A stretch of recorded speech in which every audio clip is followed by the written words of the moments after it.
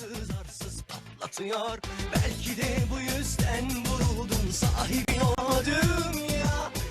Hello, everybody. This is Eda. I'm the managing director of MEP DMC. Thanks so much for joining us today.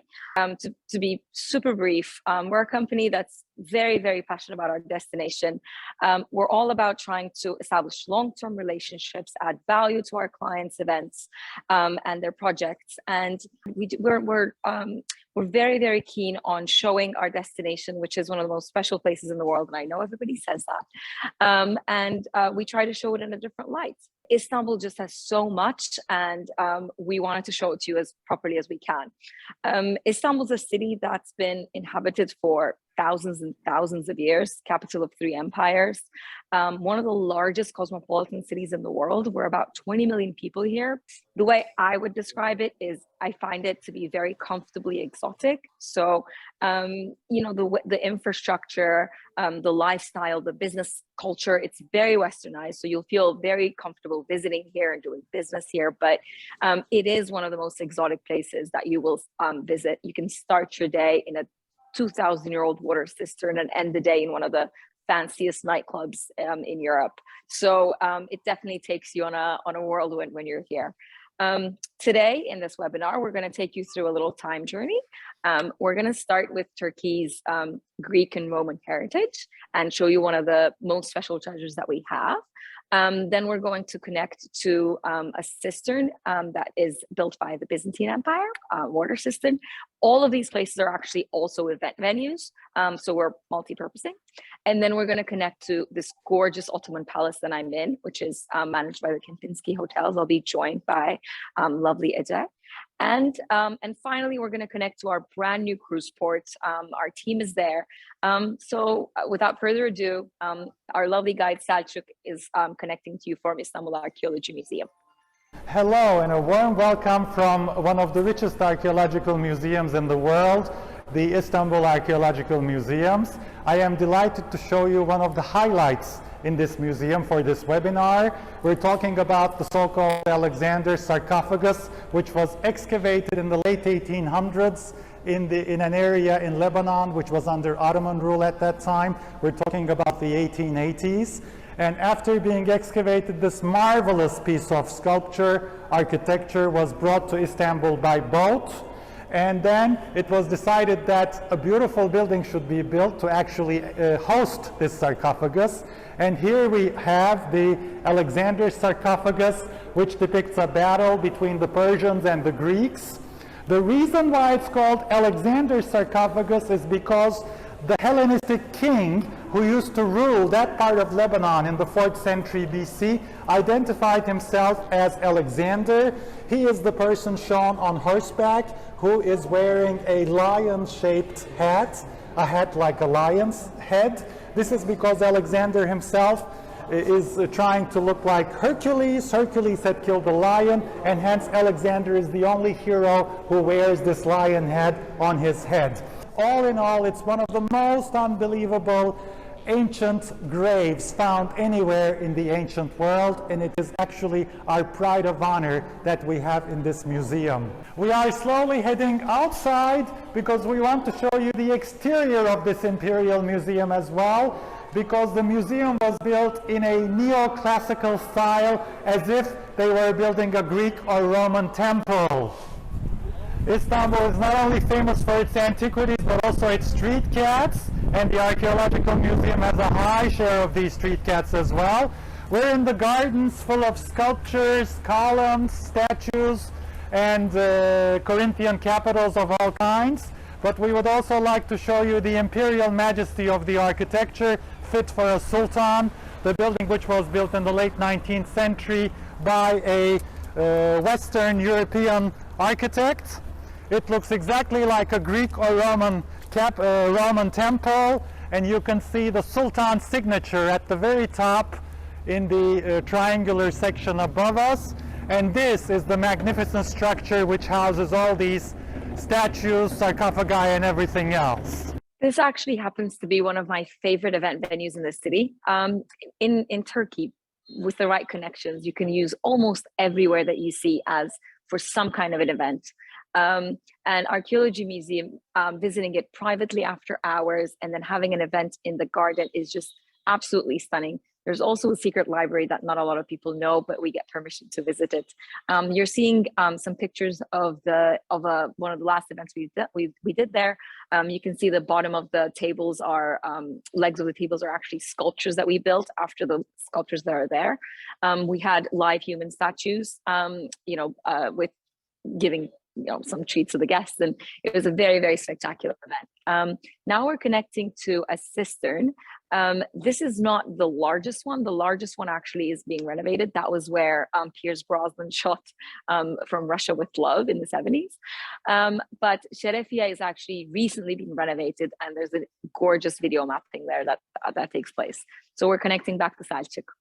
Hello and a warm welcome from the heart of the old city of Istanbul, otherwise called Constantinople. And we will be showing you a beautiful building, underground building, which is hiding below this modern looking building behind me. Upon descending the first few steps down into the cistern, we will show you these brick ceilings and brick arches and brick vaults, which were built by the Roman and Byzantine engineers and architects who were involved in building this marvelous structure. And let's go further down to discover and explore this underground water reservoir. Let us look at this forest of marble columns. In total, there are 32 marble columns topped by ancient Corinthian capitals. These Corinthian capitals once upon a time had carved leaves on top of them. And believe it or not, this whole underground structure was built in order to store water for the city and citizens of Constantinople. It's a marvel of engineering which is 1600 years old. Hello again, everybody. Now we're at this gorgeous palace, which we're going to show you. We're on the shores of the Bosphorus. That on the other side is the Asian continent. So I used to actually go to school to Asia from Europe every day. Back there is the Old Town. That's the UNESCO World Heritage Old Town where Selçuk has been connecting to us from. And here I am actually behind me is the bridge connecting the two continents, and the lovely Ece, Director of Sales of Kempinski Hotels, that manages this gorgeous, gorgeous Ottoman palace that you're seeing here. So we're going to show you around and have a little chat. Lovely to have you here. Welcome to the most iconic and historic hotel in Istanbul. And it was actually built on the 17th century. So everybody wants to be here for sure once in their lifetime. So we are really happy to be a part of this wonderful city, because I think that it really creates this landmark and iconic feel to the city that connects Asia and Europe together. And this venue, I mean, the palace itself, to be managing an actual palace as a venue, there's rooms of all sizes, for 10 people, for 800 people. Exactly. And so you don't have to stay in the hotel to enjoy the services, but at least you get the guaranteed quality of service. We actually even have an Ottoman restaurant here that our groups enjoy. Exactly. So let's go into one of your favorite rooms and then have a little bit more of a chat. And you've lived in the US, you know the market very well. Can you tell me why you think Istanbul is such an ideal place for meetings and incentives from the North American market? Absolutely. I lived in the States, in New York, actually, for about 10 years. It was a wonderful time for my life, and I love you guys. So I miss you very much. What really is great about this city for especially Americans and the group market is actually that we have a great history, right? And that history actually really interesting for all the Americans. And we have this, large city that has everything for everybody somehow. And you really want to explore that from the archaeology, from the history, landmark, and the geography, climate, food, of course. I think the first thing is go to food also. We're ending with the most important thing on this webinar. Okay. So all right. And where else in the world that connects to continents? Yeah. Our city is not enough for one continent. That's what I have to say, actually. So it's really interesting.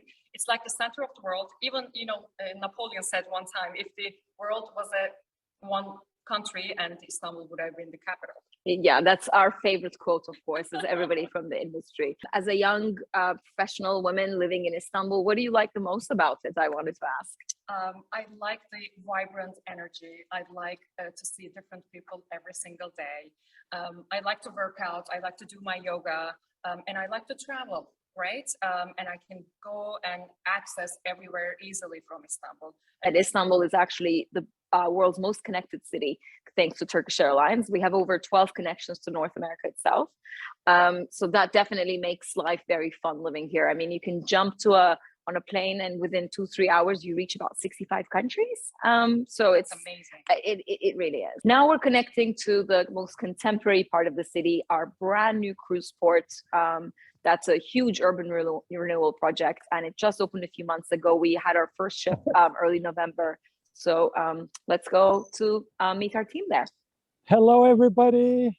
This is Selçuk again from MapTour, and this time I'm live from the brand new cruise ship terminal here in the European side of Istanbul. Although this is the modern part of Istanbul, we have to admit that we have early 19th century mosque right behind me. And on this side, we have a mid to late 19th century clock tower. However, the pride of honor for the cruise ship facility should go to this brand new building behind me, which is going to open as a brand new art gallery where a famous family will be displaying their collection of paintings. We would like to show you a little more of the facilities and restaurants and different venues of this cruise ship facility. The first store that we want to show you is a candy and chocolate store. This is one of our very favorite candy places, candy shops. We would briefly like to show you, of course, the famous Turkish delights. Turkish delight with walnut fillings, hazelnut fillings, pistachio nuts as well. Some of them have pomegranate flavor, some of them have mint flavor. And of course, we cannot leave the shop before showing you all these wonderful baklavas with different fillings. But we have other things to show you, so we're continuing our walk through the Galata Port facilities. And we would like to actually take you to one of our favorite venues, where we love to enjoy the appetizer plates before having the main dish. So we would also like to invite you to our table, where we can introduce a little bit of the Turkish cuisine. When you think of Turkish cuisine, you think of kebabs, but most people forget that we're a Mediterranean nation, and we're a country which grows a lot of fresh foods and fruits and vegetables. And we love to cook these vegetables with olive oil, and we love to keep them in the fridge overnight and eat them a little cold, room temperature, the next day.